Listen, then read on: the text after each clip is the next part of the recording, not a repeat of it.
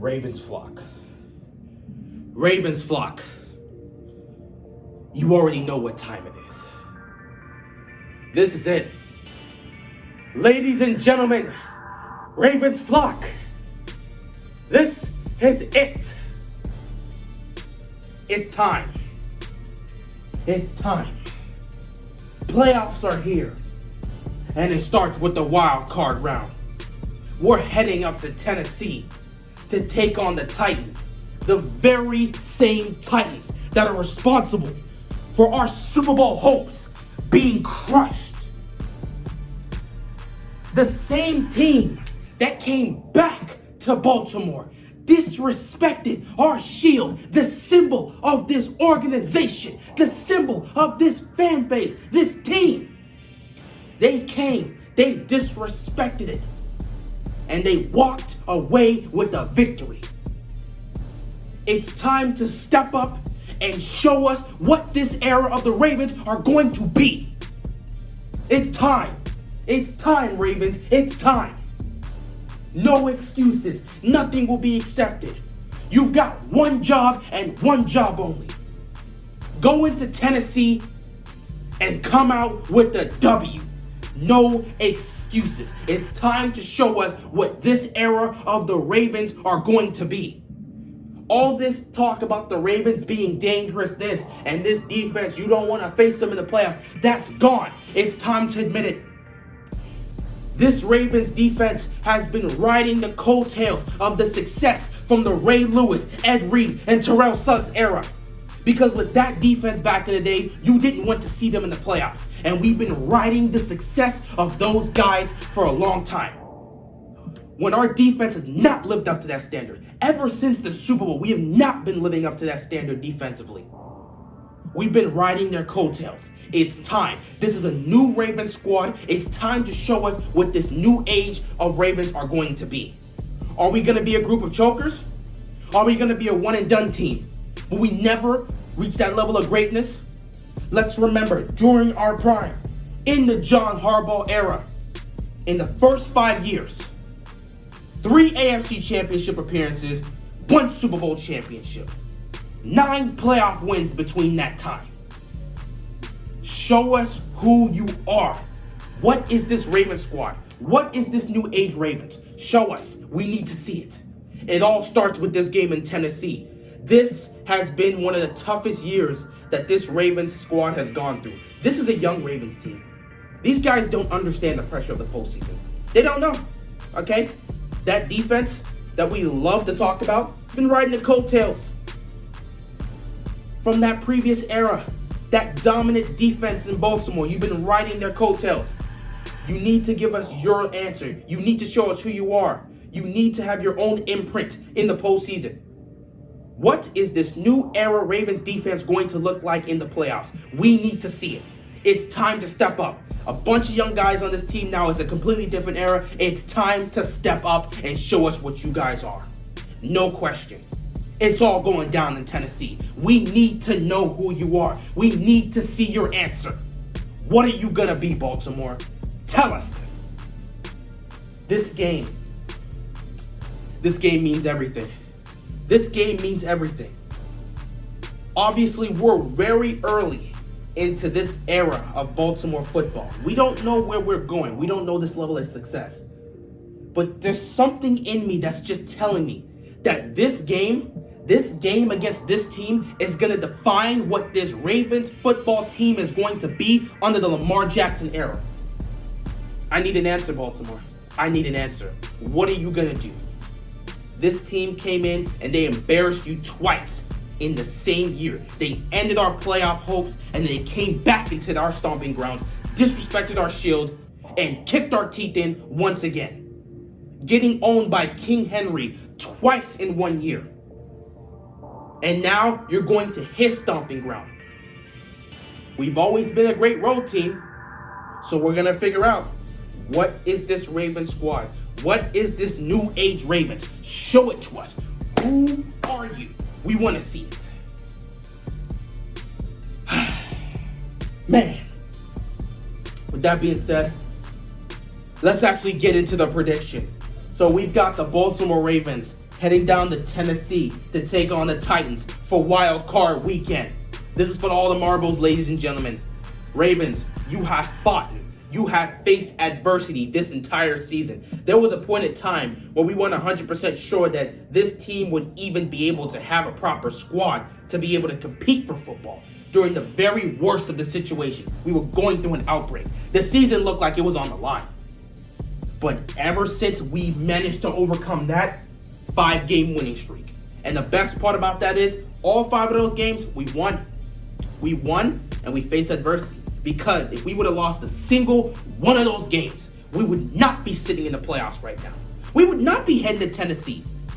Every one of those games were playoff games. Whether against it was a strong or a weak opponent, if you would have lost that game, that would have been the season. That game against Cleveland on Monday Night Football, had we lost that game, season over. Because we would not be in the playoffs today. So you faced adversity.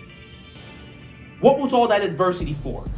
Did you go through all of this season just to have your season end in Tennessee by the same team that's embarrassed you twice in the same year? Was all that grit coming together and fighting to get into the playoffs? Was it all just to go one and done? Show us your answer, Baltimore. Now, when we actually get into the matchup itself, this one is actually going to be very interesting. I honestly look at this and think it might actually be a similar game to what we saw on Cleveland. It's just going to be a rushing performance. King Henry is certainly a beast, and it's a guy that, honestly, no one can really stop. Containing him basically means holding him to nearly 100 yards. That's basically containing him. Because King Henry is a guy that can go out there, rush for 250 yards, and get you 2 or 3 rushing touchdowns. That's how great he is. Excuse me. So, it's definitely going to be tough. But at the same time, we're the best rushing team in the league. So, this is definitely going to be a rushing performance. Let's talk about what Baltimore needs to do in order to secure that victory and move on to the divisional round. Let's start with the main one. Offense, led by our MVP quarterback, the leader of this team, the face of the franchise, Lamar Jackson. There is so much pressure on this young man heading into this playoff game. I don't think there's any other player in the league going into the playoffs right now that's facing more pressure than Lamar Jackson. The media all week has been doing nothing but praising Lamar Jackson in order to set him up. Trust me, with all the praise they're throwing at him, let Baltimore lose this game. They're going to crucify him in the media. Once he goes 0-3, that's a narrative that's going to stick forever. That's a narrative that's going to stick. And that's not a narrative Lamar Jackson wants to have on his name. Lamar even talked about that today in his press conference. He wants to get rid of that narrative that he can't win in the postseason. I was watching that press conference attentively, and I've never seen Lamar Jackson this focused. When you compare this press conference to the press conference of last year heading into this Titans game, it's night and day. The press conference last season, when we're heading to the divisional round, he was a lot more relaxed.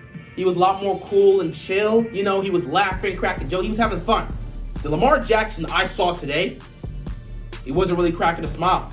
He was attentive. He was focused. He looked like he was on a mission. He understands the moment. He understands the situation. The whole team understands it. And they understand what they got to do. So offense, it starts with you. Greg Roman. Under no circumstances do you give up on the run at any point in this game. Do not give up on the run. You have 2 beastly backs in J.K. Dobbins and Gus Edwards. That 2-headed monster needs to be a big part of this game. Do not run away from the run game. Do not give up on the run game. You need to pound this rock. This needs to be a game where we stick to our roots. How did we get to the playoffs? We were running the ball with the level of success. In the 5-game winning streak, almost 1,400 rushing yards. This is what we are. This is in our blood. This is what we do. You run the rock with J.K. Dobbins and Gus Edwards. You put them in the backfield with Lamar Jackson and you go to work. We're spreading the ball around with the run game. We are The way this run game has evolved, I gotta give credit to Greg Roman. No question with that. That's what he needs to continue to do. The run game is going to be the key factor to winning this game. However, we already know, while the run game is definitely going to be the key factor and the main factor to winning this game, we also know there are going to be times where you need to throw the football, obviously, because you need to have a passing game. That's why you have a quarterback in the first place. And when it comes to that, I got to look at my receivers. Now, Mark Andrews, I expect him to show up. In last year's playoff game against Tennessee, he was not healthy. So I could look at that and say he was not healthy. There was not much I can get from that. Mark Andrews is 100% healthy coming into this game. So I expect him to go out there and play the way he's supposed to play. I expect quality play from Mark Andrews, who's one of the best tight ends in the game when he's healthy and doing what he needs to do. When it comes to receivers, I'm looking at two people. Miles Boykin and Marquise Hollywood Brown. Let's start with Boykin. Boykin, my friend, you. I have got to give a huge thanks to Dez Bryant. It's as clear as day. Having a veteran presence that has experience and has had success as a receiver in this game has done wonders for somebody like Miles Boykin. Dez Bryant has been a clear impact. Before Dez Bryant was even starting on the 53-man roster, Miles Boykin had 1 touchdown on the season. In the last 5 games of this season, he's caught 3. A touchdown in 3 of the 5 games. Boykin's been on it. Boykin's been doing his thing. Boykin's been showing up. So I gotta give credit to Dez Bryant because that veteran experience has definitely helped out and has rubbed off on Boykin. He's starting to show up and do things. I expect Boykin to be able to compete, and I'm hoping he will step up and do something in the pass game for Lamar Jackson. I'm hoping he will show up in this game. Because that secondary for Tennessee, that secondary is their weakest. Okay? 1, the Titans do not have a good pass rush at all. Secondly, their secondary has had serious issues throughout the season. Those have been 2 major problems for the Titans. Titans fans will tell you this. They don't really have a pass rush, and their secondary has been very questionable. That is exactly what's worrying them about them potentially going on the run. Because when you go up against a team like these top teams that can just air it out, with the secondary like this and no pass rush to give the quarterback that much time, it's going to be scary. So we have to be able to use that to our advantage. When we are initiating the play action game, we need to be able to hit our guys down the field. And Boykin, you have to be one of those guys that gets going. We saw it against Cincinnati. You can get open down the field. You can make the play. I need to see that happen on Sunday in Tennessee. Marquise Hollywood Brown. The fan base has been up and down with you this season. A lot of people expected you to go over 1,000 yards. They expected a big season from you. And when we weren't seeing that, people were frustrated. When you tweeted out that tweet about having soldiers and not using them, the fans paid attention. Every drop you had, the fans reminded you of that. Every bad play you made, the fans reminded you of that.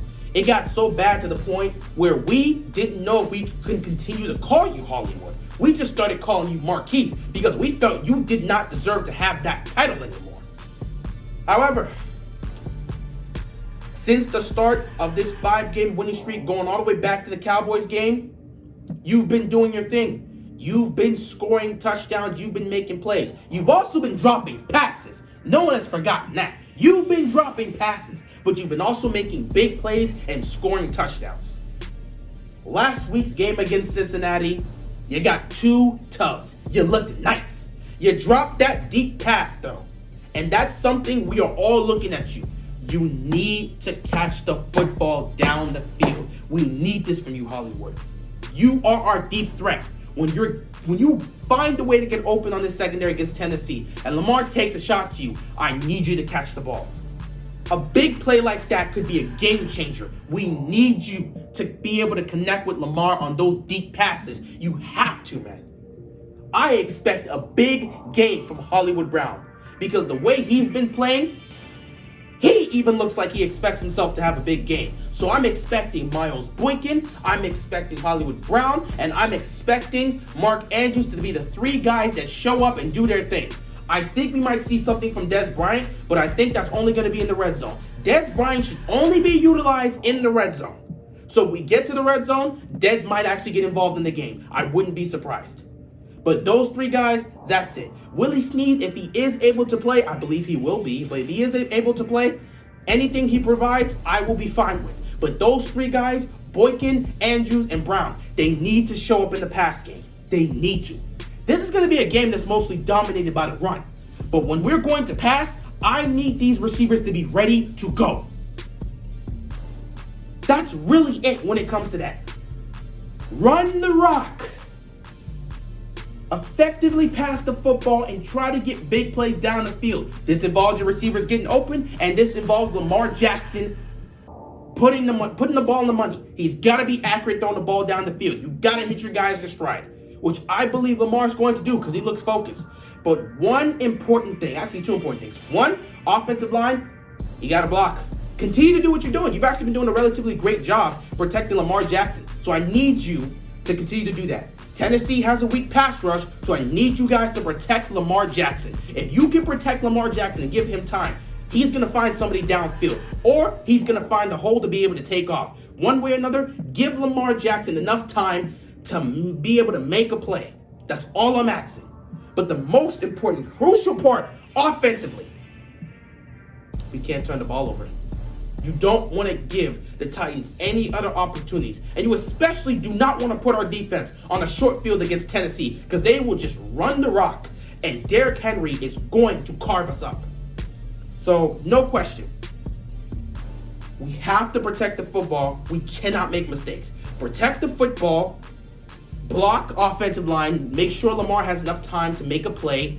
Receivers have to show up in this game, and most importantly, under no circumstances must we stop or get away from the run game. Run the football. That's it. That's all I need from our offense.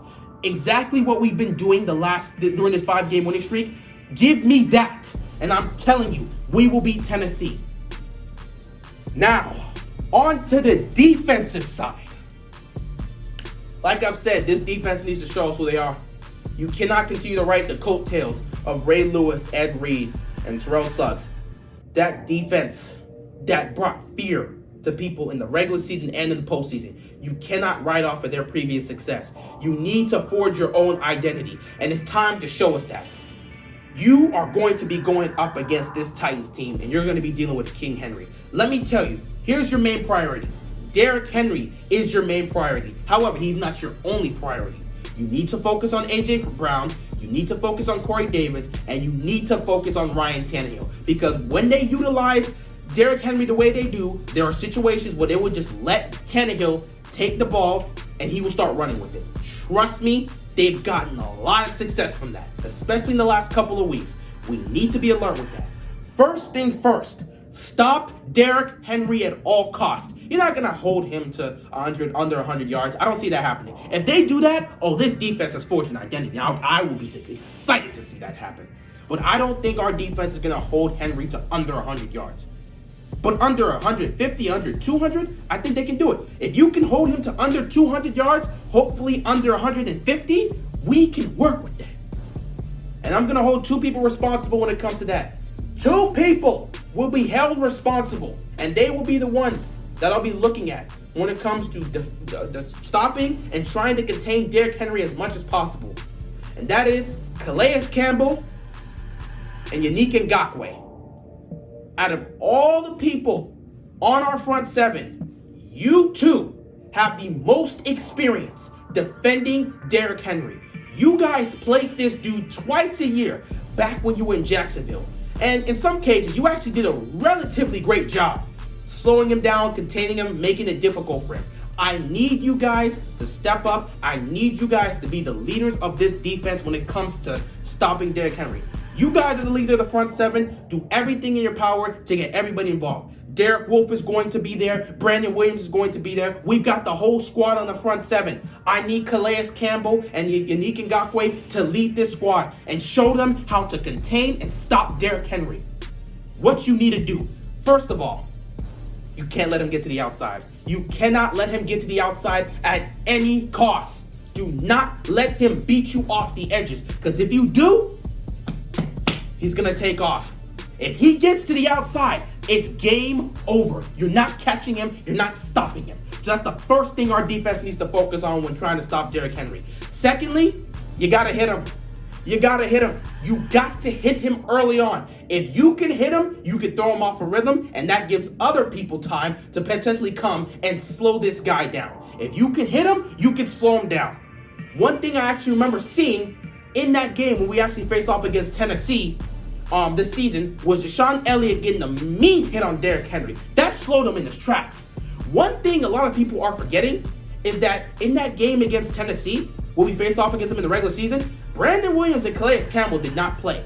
And for the first 3 quarters, our defense was containing. They were containing Derrick Henry for the first 3 quarters. You couldn't believe it. No Calais Campbell, no Brandon Williams. They were containing Derrick Henry. It was insanity. Unfortunately, they couldn't close the game.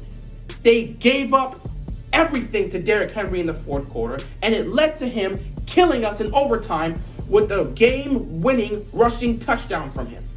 So now that you have Brandon Williams back, now that you have Calais Campbell back, I expect a great defensive performance when it comes to stopping Derrick Henry from this squad. I need to see it. I need my veterans to step up. Calais Campbell, step up and lead this squad. Show them how to slow down Derrick Henry. You've done it before. I saw it in Jacksonville. You guys slowed him down. I need you to do it here in Baltimore. Show them the way. With that being said, we move on to the next biggest threat. A.J. Brown. This guy's a monster. He's a beast. You put him one-on-one against anybody, and you're not slowing him down. What he did against the Texans, man, he's been doing that all season. But think about that. Game tied, 19 seconds left, game on the line. Tannehill throws a bomb. It's just a one-on-one matchup. It should have never been a one-on-one matchup. I don't know what the Texans were doing. But you saw he just bullied that dude. This guy is a monster. And he's going to be put in some one-on-one situations. One person the entire game. It all comes down to him when it comes down to stopping or slowing down A.J. Brown. Our all-pro corner, Marlon Humphrey. Humphrey, I'm not worried about anybody else. Just him. When it comes to you, I need all your focus. Wink Martindale, when it comes to A.J. Brown, I need you to put Marlon Humphrey on A.J. Brown for the whole game. It's going to come down to that. When they match one-on-one, it's going to be Marlon Humphrey versus A.J. Brown. Either A.J. Brown's going to get the best of Humphrey the whole night, or Marlon Humphrey is going to make the stop. It's an all-pro corner against one of the rising stars, one of the rising receivers in the league. This guy's a monster. So in order to contain a monster, you put an all-pro corner on him. And you let him be physical. And you let those two go at it. Somebody's going to win that matchup. But I feel confident saying Humphrey, he ain't going to be beat every time. Humphrey is going to make the stops. So Humphrey, you got to show up in this game. Your matchup the entire game is going to be A.J. Brown. That leaves Corey Davis. Corey Davis, honestly to me, one or the other. Either Marcus Peters or who I'm hopeful will play in this game. Jimmy Smith. Marcus Peters, Jimmy Smith. One of you two needs, in fact, both of you can alternate between defending him. I don't care who. Alternate between defending Corey Davis. One of you two need to alternate between defending him. Simple as that. But A.J. Brown, Marlon has to be the only one defending him. For God, I do not want to see Marcus Peters anywhere near A.J. Brown in any circumstance. Please don't let that happen. It needs to be Humphrey and Humphrey only. That's the only person I trust on that defense who can try to slow down and match up with this guy. Nobody else in the secondary. Last but not least, we go to the man himself, Ryan Tannehill. I feel like a lot of people are not giving Ryan Tannehill his credit. Now again, a lot of us know a lot of the success Ryan Tannehill gets is because of the threat of Derrick Henry. We understand that. So when you look at what he's done and all this other stuff, you can give a good chunk of that credit to Derrick Henry because he's just so much of a threat. People have to focus on him, which gives them opportunity to utilize the play action game and carve them with a monster like A.J. Brown. But at the same time, you gotta give Tannehill his credit because there have been plenty of times where Tannehill has stepped up and made beautiful throws and beautiful plays. As great as Derrick Henry is, sometimes the defense is able to make stops. And they put the ball in Tannehill's hands, and he's respond. He's been great. Go look at the season he had this year. He was great. So Tannehill is certainly a threat, and Tannehill knows how to protect the football.